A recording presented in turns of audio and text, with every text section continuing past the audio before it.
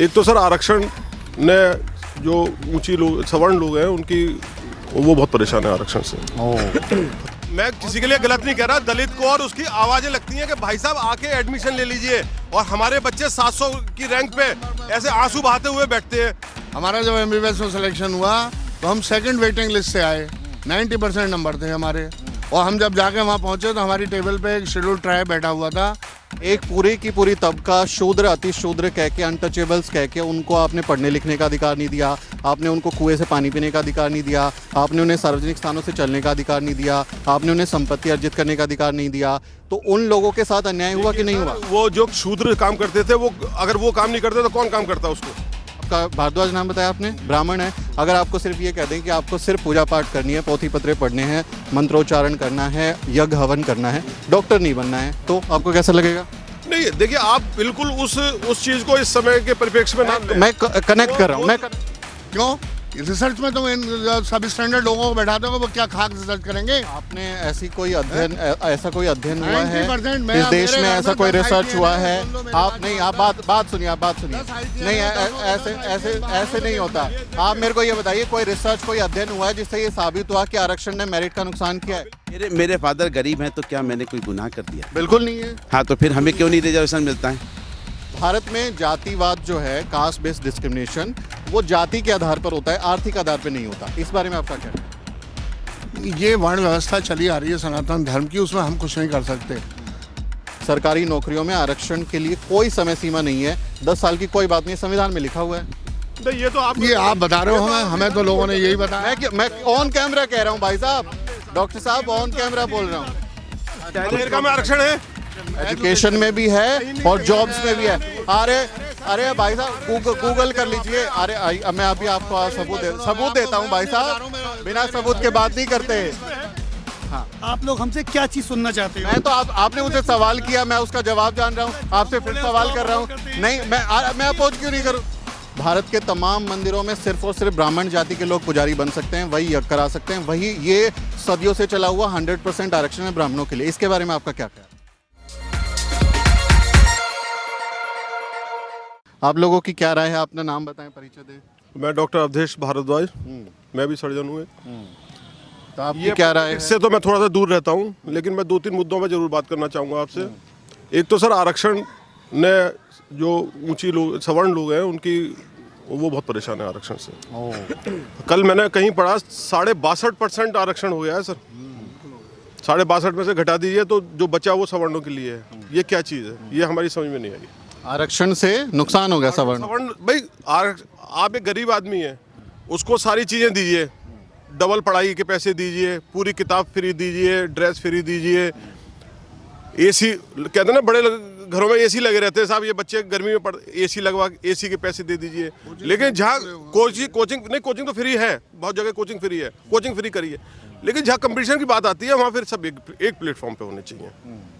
तो आरक्षण आपके सवर्णों को भी मिला है, EWS इकोनॉमिक वीकर सेक्शन सिर्फ और सिर्फ एक्सक्लूसिव सवर्णों के लिए है, उसका विरोध क्यों नहीं करते? वो जो सवर्णों के लिए 10% जो आरक्षण दिया है EWS में, उससे भी तो प्रॉब्लम आ रही है। जो सवर्ण जो है उनको तो उससे भी प्रॉब्लम आएगी ना। आरक्षण आप EWS का भी विरोध कर रहे हैं? मैं सब चीज का विरोध कर रहा हूँ सर। मैं कह रहा हूँ सुविधा हर वर्ग को मिलनी चाहिए पूरी गवर्नमेंट की तरफ से, सवर्णों को ना दें। सवर्णों के वो सोचते हैं सवर्णों के बाद तो बहुत पैसा है, बहुत सहूलियत है, ये तो अपना कर लेंगे, उनको बिल्कुल कुछ मत दीजिए, लेकिन उनको दीजिए, पूरा दीजिए। लेकिन जब कंपटीशन का मामला आए तो सब एक प्लेटफॉर्म पे खड़े होने चाहिए। आपके अगर आरक्षण के सवाल को मैं आगे बढ़ाऊं तो SC ST OBC का आरक्षण मिला के 49.5% EWS पे सुप्रीम कोर्ट में अभी पेंडिंग है, कुछ जगह लागू हो गया, वो अभी 3 मार्च को सुनवाई होने वाली है। 49.5% आरक्षण है, 51.5% आरक्षण जनरल कैटेगरी के नाम पे सिर्फ सवर्णों को मिलता है। तो आपको 51% है और बाकी को 49.5%, उनका तो आंकड़ा कम हुआ, तो जो ज्यादा मिल रहा है उसको दिक्कत है। मैं आंकड़ों पे जा ही नहीं रहा, मैं तो ये कह रहा हूँ कि जब कंपटीशन हो तो सारे बच्चे एक प्लेटफॉर्म पे खड़े होकर कंपटीशन दें, ताकि एक अच्छे बच्चों की एक फौज निकल के आए जो इस देश को संभाले। मैं आंकड़ों पे जा ही नहीं रहा, मैं तो ये कह रहा हूँ सबको एक कंपटीशन सबके लिए एक जैसा हो। तो कंपटीशन जब एक जैसा करेंगे तो इक्वल प्लेइंग फील्ड भी तो होगा। सब क्या बराबर हो गए हैं समाज में कि अब सबके साथ एक जैसा व्यवहार किया जाए? नहीं सर, तो फिर आप अगर इस तरह से कहेंगे तो फिर क्वालिटी मेंटेन नहीं हो पाएगी ना। भाई क्वालिटी कैसे मेंटेन करेंगे आप? एक अच्छा डॉक्टर, अच्छा इंजीनियर कहाँ से लाएंगे आप? कैसे लाएंगे बताइए? तो आपको लगता है भाग जाते हैं जो अच्छे बच्चे, पढ़े लिखे बच्चे हैं, जो अच्छे हैं, वो तो हिंदुस्तान से इतनी नफरत करते हैं कि वो तो ये सोचते हैं कि हमें डिग्री मिले और हम भागे यहाँ से। आपको अमेरिका का आपने उदाहरण दिया, जानकारी के लिए बता दूं, आप तो पढ़े लिखे प्रबुद्ध वर्ग के आदमी हैं, आप जानते होंगे H1B1 वीज़ा मिलता है अमेरिका में। एफर्मेटिव एक्शन है रेशियल आधार पे, और जो एशियन लोग होते हैं उनको प्राथमिकता दी जाती है, रेस के हिसाब से प्राथमिकता मिलती है। तो एफर्मेटिव एक्शन को हिंदी में कहते हैं आरक्षण। तो जो भारत से वहाँ जाते हैं वो आरक्षण का कहीं ना कहीं फायदा लेते हैं वहाँ पर, वहाँ लिया, यहाँ के विरोध कर दिया। रेसिज्म की बात कर रहे हैं आप, बिल्कुल सही कह रहे हैं। रेसिज्म से तो हम वहाँ जाके परेशान होते हैं ना, रेसिज्म की वजह से। वहाँ आरक्षण का फायदा लिया तो ठीक है, यहाँ पे गलत हो गया। लेकिन हिंदुस्तान में इतने परेशान है कि वो उस रेसिज्म को सहने के लिए तैयार हैं बाहर बच्चे। हम वहाँ का रेसिज्म सह लेंगे, लेकिन इतनी यहाँ पे वहाँ पे फायदा ले लिया। और हमारे देश में जब किसी को सामाजिक न्याय की बात होती है तो कहते गलत है। सर वहाँ फायदा क्यों ले लिया? वहाँ तो नुकसान है। रेसिज्म को सह रहेंगे वो, रेसिज्म को तो सह रहे हैं ना वो, आ जाके सेकंड ग्रेड सिटीजन हो रहे हैं ना तो वहाँ। आरक्षण का इलाज क्या होगा? कुछ नहीं, कोई आप पूरी सुविधा, वही तो कह रहा हूँ, सब हर वर्ग को उसके हिसाब से पूरी सुविधा दीजिए। दलित वर्ग है, नीचे के वर्ग है, उनको खूब पैसा दीजिए, खूब पढ़ाई फ्री कराइए, खूब कोचिंग फ्री कराइए, खूब सुविधा दीजिए। सवर्णों को कुछ मत दीजिए, सवर्णों को जरूरत भी नहीं है मेरे ख्याल से। लेकिन जब कंपटीशन आए तो सबको एक साथ, सब जनरल कैटेगरी है, सब ओपन कैटेगरी है, लेकिन कोई आप कैटेगरी ये नहीं सोचते कि हमारे देश में जिस तरह से भारत में जातिवाद रहा है, वर्ण व्यवस्था रही है, अगर इतिहास को हम देखें तो एक खास तबके को हजारों साल तक वंचित रखा गया। आपका लिखा हुआ इतिहास है भारत का जो ये बताता है, 5000 साल का इतिहास बताता है कि उनके साथ हिस्टोरिकल इनजस्टिस हुआ है, इतिहास में अन्याय हुआ है। उस अन्याय को सुधार के तौर पर ये आरक्षण दिया गया, संविधान जब बनाया लोगों ने, तो उसमें गलत क्या नजर आता है? सर वो देखिए, अब आप अगर वर्णों की बात करेंगे तो मैं इसको गलत नहीं कहूँगा, क्योंकि अगर आप भगवान को मानते हैं और अपने उसको मानते हैं तो ये वर्ण हमारे ऊपर से बनाए गए हैं, भगवान ने बनाए ये वर्ण संस्था जो वर्ण का जो वो बनाया है सिस्टम, वो पुराणों से आया है और भगवान ने ही बनाए हैं हमारे लिए। भगवान ने आपके बनाया, हम उसको गलत नहीं कहेंगे। भगवान ने आपके भगवान बनाया कोई चीज़ गलत नहीं करता। तो जातियों में बांटा समाज को। सर जितनी अशांति, जितनी अव्यवस्था अब है, क्या पहले थी?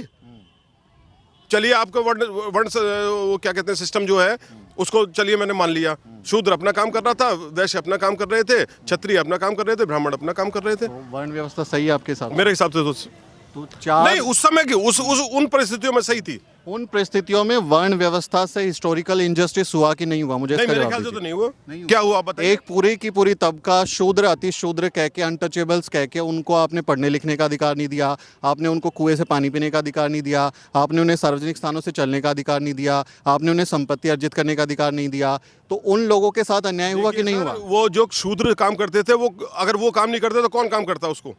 क्यों ब्राह्मण नहीं कर सकते थे? क्षत्रिय का काम लड़ना है तो वो तो लड़ेगा ही ना। ये तय आप लोगों ने कैसे तय कर लिया कि भाई आदमी को जन्म के आधार पर टैलेंट होगा? अब आप डॉक्टर हैं, आप डॉक्टर हैं, पढ़ाई लिखाई करके डॉक्टर बने हैं। अब आपको ये बोल दिया जाए कि नहीं, आप सिर्फ जो है, आपका भारद्वाज नाम बताया आपने, ब्राह्मण है, अगर आपको सिर्फ ये कह दें कि आपको सिर्फ पूजा पाठ करनी है, पोथी पत्रे पढ़ने हैं, मंत्रोच्चारण करना है, यज्ञ हवन करना है, डॉक्टर नहीं बनना है, तो आपको कैसा लगेगा?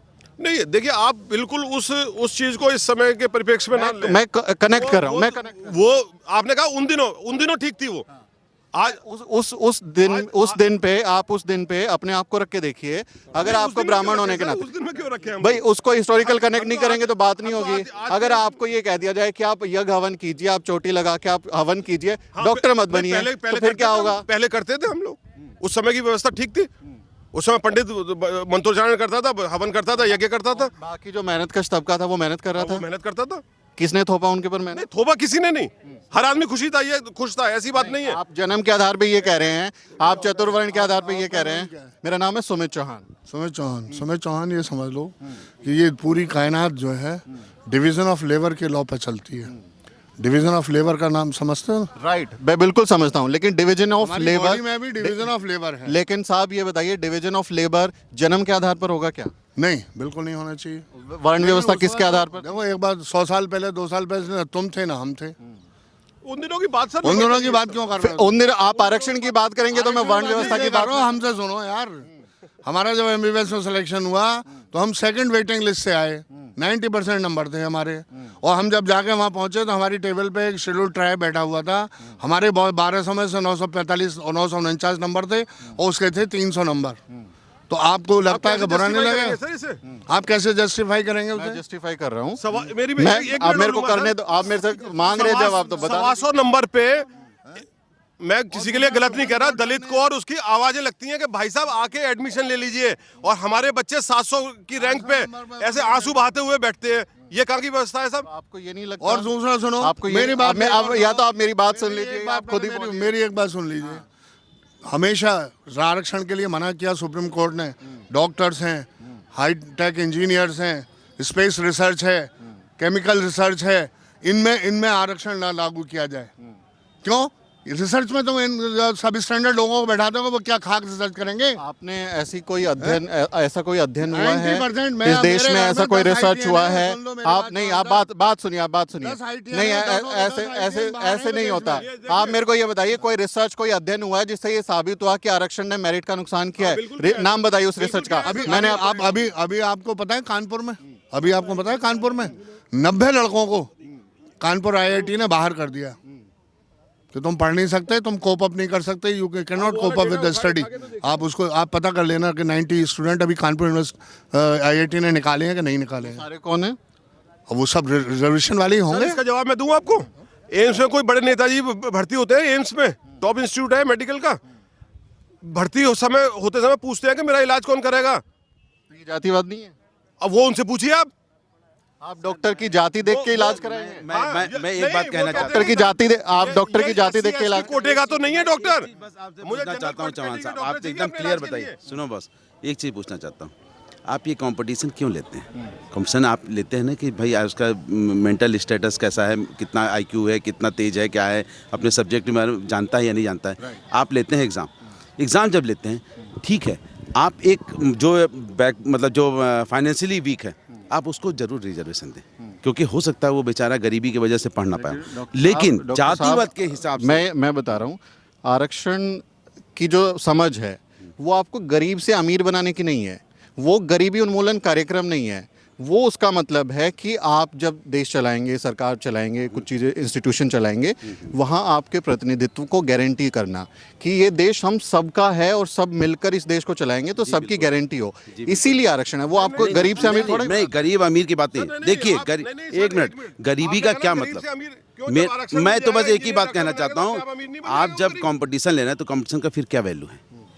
यदि आपको जब ऐसे ही रिजर्वेशन करना है तो कंपटीशन का फिर कोई वैल्यू नहीं है। वहाँ रिलैक्सेशन मिलता है, पूरा तो नहीं आपको बिल्कुल एकदम गायब कर देते कि बिना ही एग्जाम दे दीजिए, बिना ही उसके आगे। भाई आपको, हमें जो जनरल आदमी को 50% चाहिए, उनको चाहिए 30%, डिफरेंस तो आ गया ना। फिर कंपटीशन आप क्यों ले रहे हैं? हिस्टोरिकल इनजस्टिस को सही करने के लिए नहीं, हुआ ना। ये injustice आपको लगता है कि वो जो अन्याय हुआ था उसके मुकाबले में इतने थोड़े वक्त के लिए जो एफर्मेटिव एक्शन दिया वो ठीक हो गया? एक मिनट, हम ठाकुर फैमिली से हैं, राजपूत फैमिली है। क्या मेरे दादा परदादा क्या वो हमें खानदानी पैसा दे के गए हैं?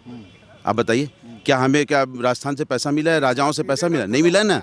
हम भी तो वैसे ही हैं, हमारी क्या गलती? बस बहुत ये सारे होगा कि लोगों के पास में जमीनें, जायदाद, बिजनेस भारत में जाति के आधार पे होता है कि नहीं होता है? होता है ना। हाँ, तो बिल्कुल होता है। जो जिस जाति में पैदा हो गया उसके संपत्ति और सारी चीजें उसको मिल जाती हैं। मेरे फादर गरीब हैं तो क्या मैंने कोई गुनाह कर दिया? बिल्कुल नहीं है। हाँ, तो फिर हमें क्यों नहीं रिजर्वेशन मिलता है? एक बात बताइए। रिजर्वेशन आपको अमीर बनाने के लिए नहीं दिया जाता। मैंने बोला नहीं, देखिए हर आदमी का मेन मकसद क्या है? आदमी को पैसा चाहिए, आदमी को अपनी जीविका चलाने के लिए धन चाहिए, ठीक है ना। वो धन कहाँ से आएगा? जीविका कैसे चलेगी ये बताइए? जीविका तभी ना चलेगी जब हमें रोटी मिलेगी, जब अदरवाइज हम कैसे जिंदा रहेंगे? तो यस, या मैं कहता हूँ पढ़ाई लिखाई सब कुछ फाइनेंशियली वो है, इम्पोर्टेंस है उसको। आप दूसरा तर्क, एक तर्क पे और सवाल लूंगा मैं आपका भी एक तर्क पे और। भारत में जातिवाद जो है, कास्ट बेस्ड डिस्क्रिमिनेशन, वो जाति के आधार पर होता है, आर्थिक आधार पर नहीं होता। इस बारे में आपका क्या कहना?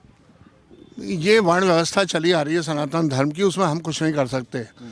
हमारा भी जन्म एक इत्तेफाक है, हम कोई जानबूझ कर थोड़ी पैदा हुए हैं यार। ये तो ईश्वर ने हमें पैदा कर दिया, ब्राह्मण हो गए।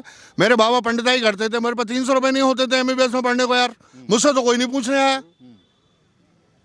आप मेरी वेदना क्यों नहीं समझते? लेकिन आपके साथ भेदभाव दूसरी ये हुआ, बात ये है कि आपके साथ भेदभाव 10 हुआ साल के लिए कि बाबा ब्राह्मण है इसको टच मत करो। अम्बेडकर ने 10 साल के लिए लगाया था ये। 10 साल के लिए जब कौन से सिर्फ आर्टिकल नेताओं में, की और नेताओं कौन की से बदमाशी आर्टिकल है में? ये।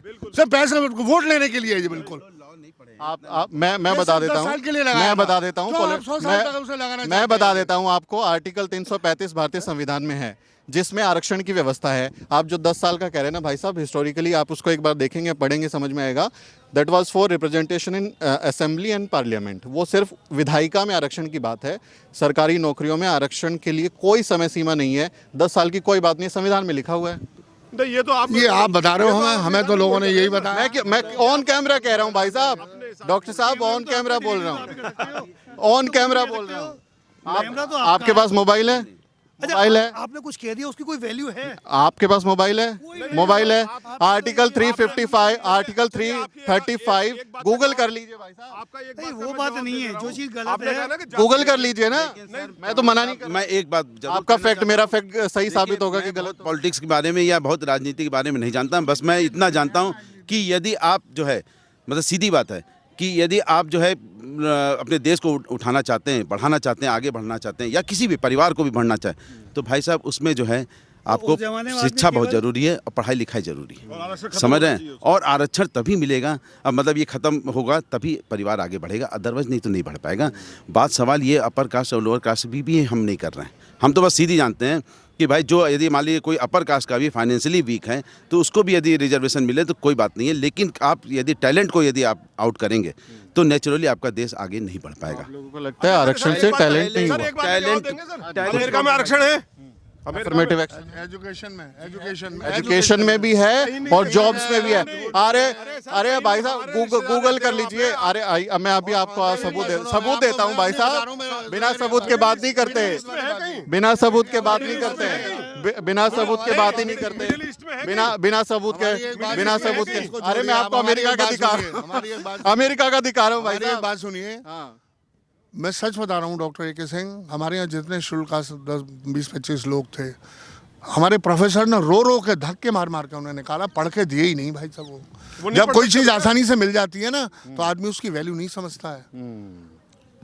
धक्के मार के उनको निकाला भाई साहब। और जो आरोप लगते हैं कि हमारे साथ जातिगत भेदभाव हुआ, हमारे टीचर, अभी आपको पता होगा आईटी के वीडियो आए थे जिसमें टीचर गाली दे रहे थे जाति के आधार पर, तो इस तरह के वीडियोस भी तो आपको, वो गलत, तो वो जातिवाद सही है वो क्या? हम कंडेम करते हैं, हम गाली गलौज के खिलाफ हैं, बिल्कुल हम गाली गलौज के खिलाफ हैं, हम कंडेम करते हैं उस बात को। गाली देने से कोई मतलब नहीं है। अगर इसका मतलब थोड़ी कि अब हिंदुस्तान जो है जाके ईरान इराक पर अटैक कर दें क्योंकि मुगल वहाँ से आए थे, हैं मिडिल ईस्ट से आए थे, तो इसका मतलब थोड़ी कि हम जा करके उन पर अटैक कर दें क्योंकि हमारे पूर्वजों को उन्होंने वो किया था।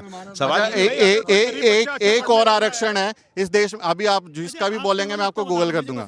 हाँ, आप लोग हमसे क्या चीज सुनना चाहते हो? मैं तो आपने मुझसे सवाल किया, मैं उसका जवाब जान रहा हूँ, आपसे फिर सवाल कर रहा हूँ। नहीं, मैं अपोज क्यों नहीं करूँ भाई? आप अपनी बात रख रहे हैं लोकतंत्र में। एक बात जानता हूँ, एक छोटे आप से जबकि बात कर रहे हैं हाँ ना, साहब, उस एक समय छोटी सी जो बात हम लोग जानता हूँ। कमाते थे पैसे, आपके फादर हो, मेरे फादर हो, किसी के भी हो, वो केवल अपना खाना पेट भरने के लिए कमाते थे और उन पे अगर अत्याचार हो भी रहा था तो वो सहन करते थे। उसके बाद जो जनरेशन आई वो अपना स्टैंडर्ड बढ़ाने के लिए कमा रही थी। एक आखिरी सवाल ले रहा हूं मैं, क्योंकि आप लोगों को निकलना होगा। भारत में एक आरक्षण हो रहा है, एक आरक्षण हो रहा है भारत में, धार्मिक आरक्षण। भारत के तमाम मंदिरों में सिर्फ और सिर्फ ब्राह्मण जाति के लोग पुजारी बन सकते हैं, वही यज्ञ करा सकते हैं, वही ये सदियों से चला हुआ 100% आरक्षण है ब्राह्मणों के लिए। इसके बारे में आपका क्या ख्याल है? नहीं, बदलना पड़ेगा इसको, बदलना पड़ेगा और बदलना चाहिए। और हमें तो बाबा नीम करोड़ी का भक्त हूँ, वहाँ पे एक ठाकुर साहब हैं पुजारी। बाबा आपका क्या मानना है? बाबा रखे गए उन्हें। देखिए, इसमें कहना बड़ा मुश्किल है भाई। देखो, ये तो उनकी व्यवस्था अपनी चली आ रही है, वो तो वही लोग डिसाइड करेंगे इसमें क्या करना है। ये वाला आरक्षण हम फोर्स नहीं कर सकते किसी को आरक्षण इसमें। ऑन पेपर आरक्षण जन्म के आधार पर है भाई साहब। क्या जो ब्राह्मण जन्म पैदा हुआ, जिसने ब्राह्मण कुल में जन्म लिया, वही पुजारी बन सकता है ना, बाकी तो नहीं बन सकता। कोई जाटव यादव क्यों नहीं बन? तो उनकी वो चली आती है संपत्ति से, कहीं चले जाओ आप, कहीं वो है। चौहान साहब, मैं ये बस एक बात जानता हूँ, कहावत कथा कह रहे हैं भाई साहब। कितने जन्म के आधार पर आरक्षण खत्म होना चाहिए, जाति के आधार पर जो ब्राह्मणों को मिला है वो भी खत्म होना चाहिए। आरक्षण खत्म, आरक्षण अगर होना चाहिए तो सिर्फ आर्थिक आधार पर। आपका साहब? मेरा तो ये है कि भाई देखिए, जो टैलेंट है उसके हिसाब से होना चाहिए, योग्यता के हिसाब से ही हर जगह होना चाहिए। यदि मंदिर में हाँ किसी और कास्ट का यदि बच्चा अच्छा संस्कृत का श्लोक बोल रहा है और ये बोला, तो पंडित बनाओ उसको, पुजारी बनाओ। सर एक क्या चीज़ और दिक्कत बताऊं है? मैं, अगर पंडित भी उस मंदिर में जाएगा ना तो वो भी कपड़े उतार के धोती पहन के ही जाएगा। उसमें ऐसा नहीं है कि वो पंडित है तो वैसे ही चला जाएगा पैंट शर्ट पहन के, उसको भी धोती पहन के ही जाना पड़ेगा नहा के वहां पर।